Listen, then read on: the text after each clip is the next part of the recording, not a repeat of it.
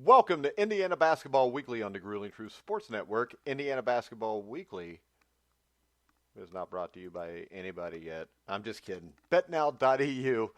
Use the promo code TRUTH100 to get a cashback bonus on your first deposit. I am your host for the Indiana Basketball Weekly show, Mike Goodpaster. And right now, I would like to welcome in my esteemed colleague, Kent Sterling. How you doing, Kent? My feet are blistered because I've been dancing in my living room for about the last 16 hours. Well, I was dancing until after the game last night. I remembered the Marquette game last year. Yeah, right. And it was similar to this, where they're hitting their threes, they're playing defense. But the one thing that stood out to me was I think Florida State is a lot better than what that Marquette team was. And during that game, the last 15 minutes, I just kept waiting for Indiana to break to Florida State's pressure. And they never did. And this was without Rob Phinisee.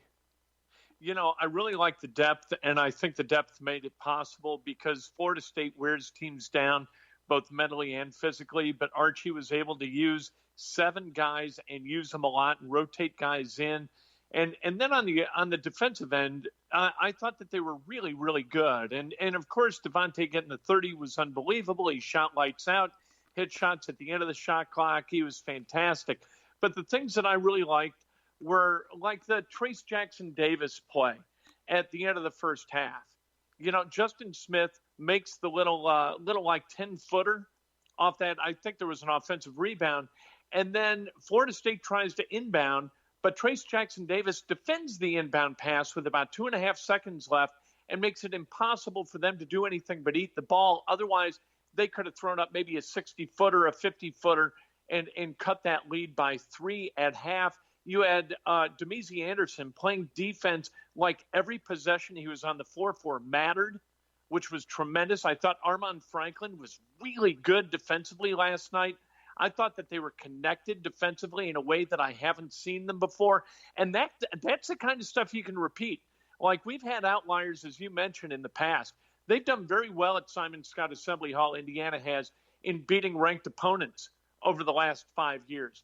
But this thing just felt different from the standpoint of being a team with defensive want-to that is unique compared to those other teams. Yeah, and the thing that stood out to me was when you look at the stats, IU finished the game with 18 turnovers. Their third straight game, I think, with at least 18. But I think that number one is consistent with what Florida State has caused this season, even against good teams. But the thing that impressed me was the Hoosiers' transition defense. When they had those turnovers, they limited what Florida State was doing offensively, so it didn't hurt them as bad.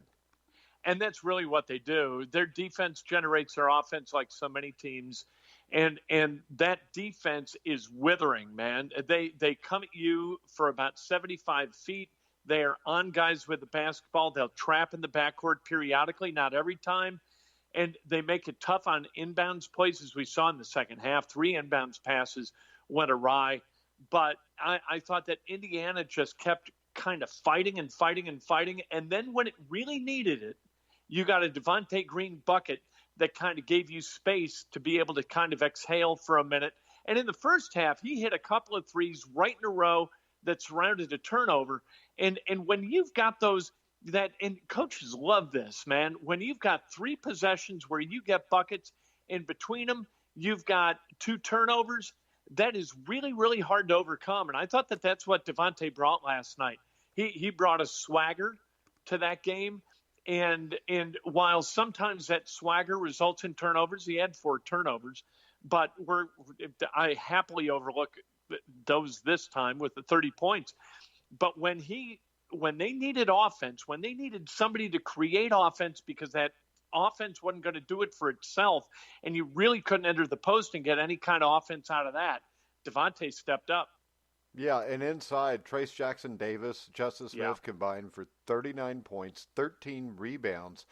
And we talked about it. Florida State was more of a guard-oriented team. And with Trace Jackson Davis and Justice Smith both playing well, it caused all kind of problems for Florida State defensively. And that's what had to happen. You had to have the superior athletes that Indiana has, and they got 2, and Justin Smith. Now, Florida State's got wonderful athletes, but they don't have a Justin Smith. Very few teams do. And then Trace Jackson Davis just looks like a guy, in his swagger in the post-game press conference, some of that can kind of wear me out. But for him to say, this is what we do, so we just went and did what we did. Well, okay. You got to kind of keep backing it up and stuff, and you're going to have adversity. You're not going to finish undefeated, so you're going to have to answer to some adversity. So don't write checks that your team can't cash. But I really like the way this team goes about its business. I thought they beat the 17th ranked team in the country by 16 and really pulling away in the end with their own kind of withering defense. And then the rebounding, they rebounded Florida State by 10. Just really, really good stuff. Nothing to be cross about today at all. Yeah, and if you look, the free throw line, they get there 38 times again. And when you look at it, playing defense, getting to the free throw line, and being able to convert on those free throws is huge for this team. The only worry is the turnovers, like you mentioned. The 18 turnovers are too many because – but you know what? The game was played on December 3rd. So you're going to clean that stuff up. And the inbounds passes, you're going to clean up, and you're going to figure that out. It'd be great to have a team that was ready to make those plays now. But this is what happens in December. The teams play better in March for a reason. And so Indiana's got an opportunity to learn while winning, which is, as we all know, the best way to learn. You'd rather learn while winning than learn while losing. And Indiana just kind of looks like a team that maybe is ready to be kind of good. And you didn't even have Rob Finney. And Finney is the only true point guard on that roster. And you really needed a point guard last night against Florida State. You didn't have him, but still you find a way to win that game. Well, how about this? I think a guy that gets kind of lost here, if you're just looking at a box score, is Armaan Franklin. 23 minutes, 9 points, but just one turnover. And I think his ability to play major minutes immediately as a freshman has been crucial due to Finney's injuries. Well, and he makes those little plays. We've talked about that before, but he's a winning basketball player. And you could see it when he was at Cathedral High School here in Indianapolis, where he's on the floor, he's forcing held balls, he's finding a way to out-scheme an opponent to go get an offensive rebound. He does those little things that absolutely don't show up in the box score, and that translates game to game to game to game. He's not one of those kids who's coming to IU looking to bounce out after a year and make millions of dollars. He understands that he's a 4-year kid, and he understands that what he can do this year is give that team kind of a lift with his discipline and with his effort and with his defensive tenacity. He's not going to be a great shooter for Indiana, at least not this year. He may develop into one, but he's a wonderful athlete who absolutely understands how to play the game of basketball. And I'd say the same thing about Trace Jackson Davis. He just gets the game.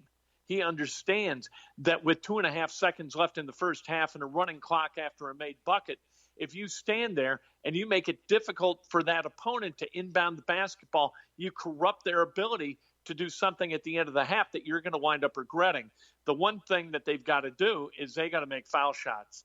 You can't make 60% and beat good teams. At least you can't on the road. You did it last night. But if they go to Wisconsin and they make, 23 of 38 or whatever, they're going to have a difficult time winning that game. Yeah, well, I would say at Wisconsin, they're probably not going to get 38 free throws. No, you're right. Probably you're right. Like 18. And the points are going to be difficult to come by, and that's Wisconsin. Thankfully, we got a chance to watch them tonight on ESPN2 as they take on North Carolina State. That's always helpful. It's kind of like game film. I would read about Dick Butkus and what he would use game film for with the Chicago Bears more than anything else is just build up a hatred for an opponent. So we got a chance tonight to watch Wisconsin play against NC State and build up a healthy hatred for the Badgers before Indiana has to go up to Madison and play in that frozen tundra. So what you're telling me is you're going to sit in front of your TV and hate a bunch of 18 to 22-year-old kids. Does that make me a lesser person, Mike? No. It makes me like you more. But when you look at Wisconsin, though, this is a team Indiana should beat. I mean, if you look at what they've done so far, they lost to St. Mary's by 2. They beat Eastern Illinois by 13. Indiana beat them by 35. I know it was a football game, but it's the only comparison we have. Um, they beat McNeese State by 20, but they beat Marquette by 16, which is a solid win. A win over Green Bay by 18. They lose to Richmond by 10. They lose to New Mexico by 9. But those, I think, were all on the road also. So this is a team that if Indiana is what we think they are, Indiana should go up and take care of business here. You know, they're a weird team, and they're always a weird team. Wisconsin is kind of that outlier in the Big Ten. They just play a different kind of basketball, and they are really, really tough to beat up at the Kohl Center. That is an inhospitable environment, and I know Indiana really enjoyed playing at Assembly Hall last night, and the fans at Assembly Hall, and I'm not a big guy where it comes to fans making a difference. I just don't buy that claptrap. I think that when people talk about it, they're just pandering to fans. People go out and they play. But last night, you know what? That place made a difference. And I think Saturday afternoon, the Kohl Center, they're going to try to exert themselves to make a difference in that game. Yeah, and when you look at the Wisconsin roster, Nathan Ruvers, he's a forward, solid player, scored 17 in their loss to Richmond. But when you look at that game, and I actually watched that film today, underneath their forwards for Richmond, Grant Golden, Nathan Caillou, combined for almost 30 points, 14 rebounds. They're not near the athletes that IU has with Justin Smith and Davis either. No, they're not. You look at a guy like Davison, who I think is now an eighth-year senior. That guy's been playing for Wisconsin since forever. You know, I think he was a junior when Kaminsky came in as a freshman. You know, you got these guys who just kind of drive you nuts and do just enough to figure out maybe how to win, especially at home. Wisconsin and Greg Gard, they've taken a step back a little bit with Greg Gard. It's not the Bo Ryan type Wisconsin team, but it's a hell of a challenge. And really, this is the one game as you look through the month of December where you say, you know what, this is the one that's going to be the toughest to win. It's the only true road game on the schedule in the month of December. If you can get past Wisconsin up in Madison, you sort of set yourself up for a terrific and I know it's a conference game, but I always think of the conference season starting with the first of the year in that game at Maryland. Man, you could really run through a lot of these games and put yourself in a hell of a position to kind of augment your resume as we look toward March. Yeah, because you've got at Wisconsin, then they play UConn. I think it's at Madison Square Garden, isn't it? It is. UConn is a good team, but that's a team I think Indiana should beat from what I saw. Nebraska's a team they should beat. Notre Dame's a team they should beat. I mean, there's no reason to me looking at this. I know it's getting way ahead of myself, but they could be 12-0, 13-0 going to Maryland. It's okay for us to do it. It's not okay for them to do it. If Devontae Green and Justin Smith and those guys are sitting around today, Joey Brunk saying, hey, you know what, I think we can run the table and go to Maryland undefeated, that would be a disaster. I don't want those guys to think we can do it, though, because we've been waiting for the other shoe to drop, and now there's some hope here. And we have no effect on the outcome of the game, despite where we sit in the living room or, you know, whether we stand on our head during free throws or whether we refuse to get another beer until they make 2 free throws in a row or whatever we do. Nothing that we do is going to, you know, either inhibit or, you know, enhance their ability to play basketball at a high level. So that's okay. But, yeah, I think that they just all of a sudden you're looking ahead toward that game at Maryland and saying, oof, that game could be a hell of a lot of fun. What we can't do, we can't rely on Devontae Green to score 30 points on 10 of 15 shooting every game because that's just not going to happen. And at some point, those 4 turnovers that he has aren't going to be offset by 30 points. They're going to be offset by 11 points again. And we're going to say, oh, it's bad Devontae. But so they've got to find offense from other sources. And whether that's Trace, whether that's Justin, they've got to be able to enter the ball down low and make people respect them there, or they're going to have to rely on guards to score at a level that I don't think you can consistently anticipate.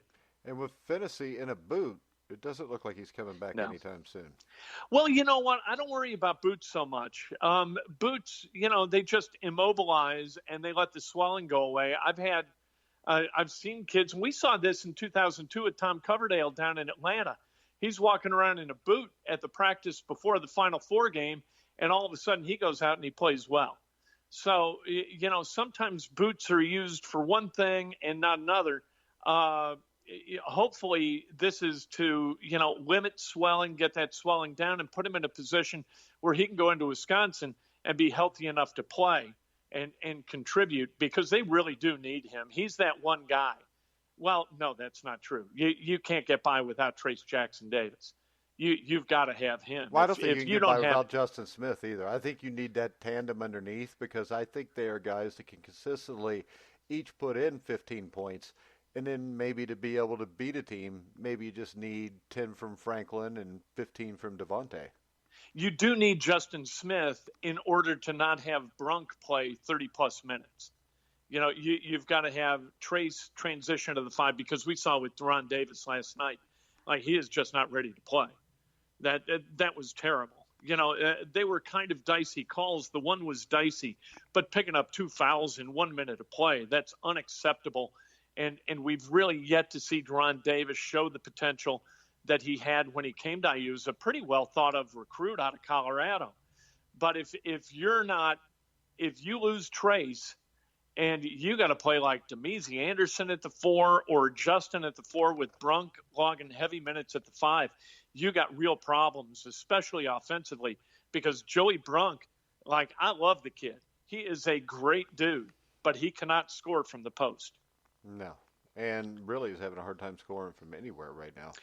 Yeah, there was that one pass for the dunk, which was really nice. But we mentioned this before, but he's one of those guys who catches on the block, and all of a sudden, instead of being 6'10 and a half, he plays like he's 6'6". I just don't understand it. A guy with that kind of height and that kind of coordination and ability to be two-handed, I don't know why he can't score, but he sure has trouble doing it. All right, Devontae Green, do you care if he starts anymore or not? Well, you know what? This is pretty successful formula, right? So if it takes coming off the bench to get him to come out and play the way he plays, I don't care whether he starts, comes off the bench, or what he does, as long as he plays with that kind of – he was actually heady on defense last night. He could have taken care of the ball better. But, from an offensive standpoint, you really can't complain about the kid. And I think as a senior, he's actually looking at him, and he's a captain, looking at himself as a guy who's kind of got to set a tone. And I think that's phenomenal. I think that the way he's comported himself has been superb so far. I'll give you my comparison for him. Yeah. He's Bobby Jones on the 83 Sixers. If you remember, Mark Ivoroni always started. And then by the first TV timeout, 3 minutes into the game, you'd never see him again. And there were guys like that for Louisville in the early 80s. Wiley Brown always started for Denny Crum like in 1982 or 3, and he'd play 3 minutes and then sit his ass on the bench the other 37. And you would get really good play out of Scooter McRae or Rodney McRae. And, there are examples of guys doing that and being good at it. And as long as Devontae doesn't take it as a slight. Kevin McHale didn't start the first 10 years of his career in Boston, I don't think. Hey, and John Havlicek, I don't think started the last 6 years of his career in Boston. So and sometimes guys are more comfortable coming off the bench. And if he's one of those, God bless. I'm glad Archie kind of wound his way into it. But no, hey, score 30 off the bench, you score 30 as a starter. It's still 30 for the good guys. Yeah, and he still played more minutes than the starter. And as my old coach used to tell me, it don't matter if you start. It matters if you're in at the end of the game where you win it. I'll tell you who it matters, though. It matters to the parents. Like, the parents do not like a kid coming off the bench. You know what I mean? Like, the parents don't like much of anything unless their kid gets to shoot the ball 57 times without getting to make any, and you still leave him in the game. So don't get me started on parents, because I'm a parent also, but I am also a coach, and parents screw everything up. They absolutely do, and they all do, and I did. I would always, hey, Ryan, what are you doing? Why aren't you shooting? What are you passing it for? What are you out of your mind? And he'd just laugh. And thankfully, he was strong enough in his own head to play basketball the right way instead of my way. Yeah. Well, you never know. Maybe your way would have been the right way. Maybe he'd be in the NBA right now if he'd shot the damn ball. I like to think so. Yeah. I if he played my way, he would have scored 2,800 points. Yeah, but he would have taken 7,600 shots. Exactly. But that's what it's supposed to be, because you didn't pay for your kid to play all these AAU games to sit there and pass the ball. That's the truth. And that team, God bless those guys, the AAU team, man. All they did was share the ball. That was the most fun I've ever had watching a basketball game, other than last night's game against Florida State, where I kept thinking, okay, they got to come back. With 4.5 minutes left, Indiana was up 9. And I thought of the LSU game in the '87 tournament where Indiana was down by 9.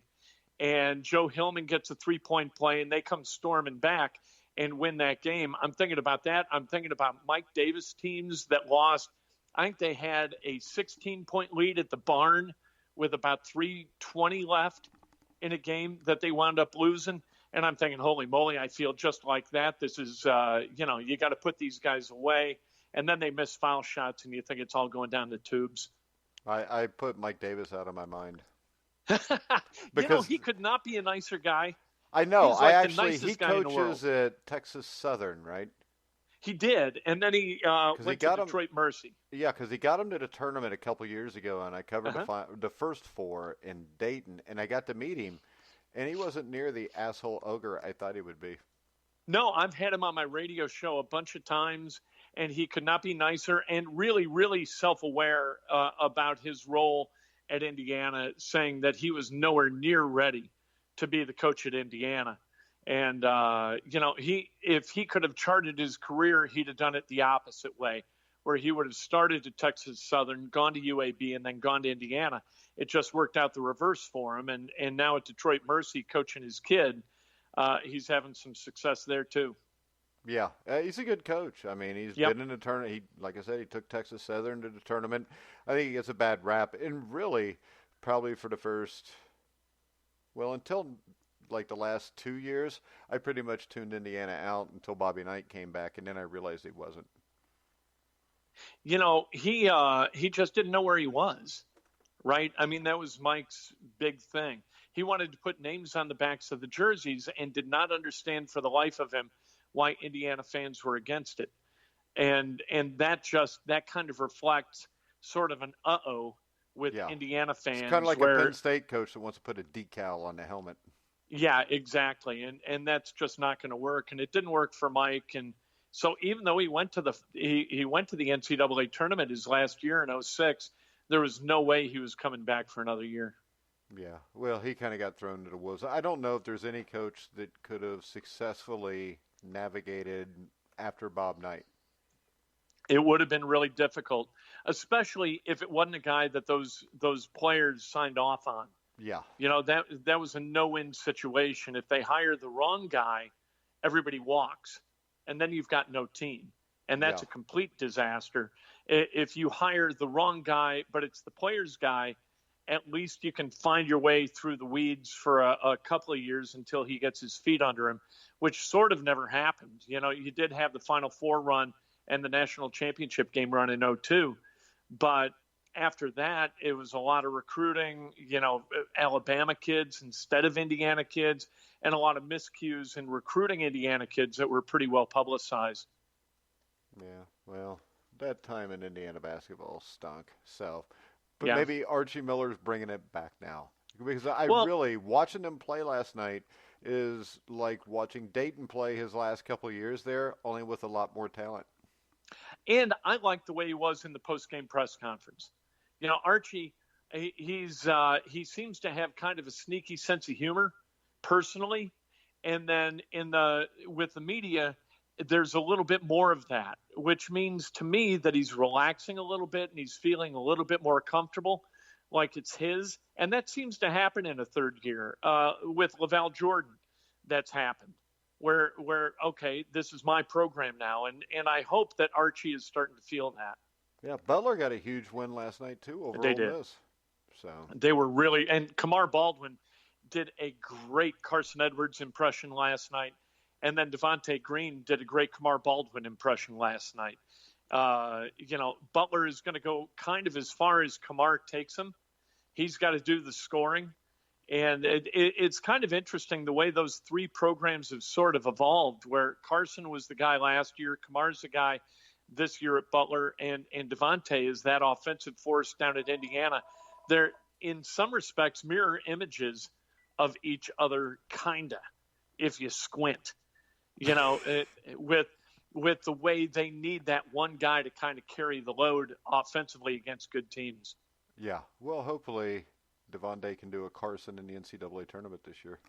Wouldn't that be nice? And hopefully, you know what, as a 4-year guy, I hope, like Juwan Morgan last year, somebody gives him a shot in the league and he can make a lot of money. I love it when 4-year guys are rewarded for their patience. And you kind of know because of, who Devontae is, being the brother of a guy who's made a lot of money in the NBA, that was his thing. He wants to be in the NBA, and he's wanted to be in the NBA, and it just hasn't happened. But hopefully, like Juwan, he gets that opportunity. All right, Kent, do you want to come back after the Wisconsin game on Saturday or wait till Monday? We can do it after the game. Okay, we'll just say approximately 15 minutes after the last second ticks off the clock for Indiana to go 9-0. Me and Kent will be back with Indiana Basketball Weekly. I don't know why we call it weekly since we do it 2 or 3 times a week, but that's just a technicality. Kent, you want to tell everybody where they can find you on the internet? Oh, as always, it's KentSterling.com, at Kent Sterling on Twitter. You can follow me on Facebook, at Kent Sterling. And like Brian Snow said last night on Twitter, that I am either insanely happy or I am insanely disgruntled, but it's all entertaining. And so I took that as a great compliment because you don't get many from Brian Snow. All right, guys. Remember, Saturday, 15 minutes after the Wisconsin game, me and Kent will be back with Indiana Basketball Weekly. Make sure you check us out live there on thegrillingtruth.com. We'll also be live on Spreaker. You can hear the podcast on iHeartRadio, iTunes, TuneIn, Spreaker, Stitcher, any place that has podcasts, basically. So, for Kent Sterling, I'm Mike Goodpaster. You've been listening to The Grueling Truth, where the legends speak.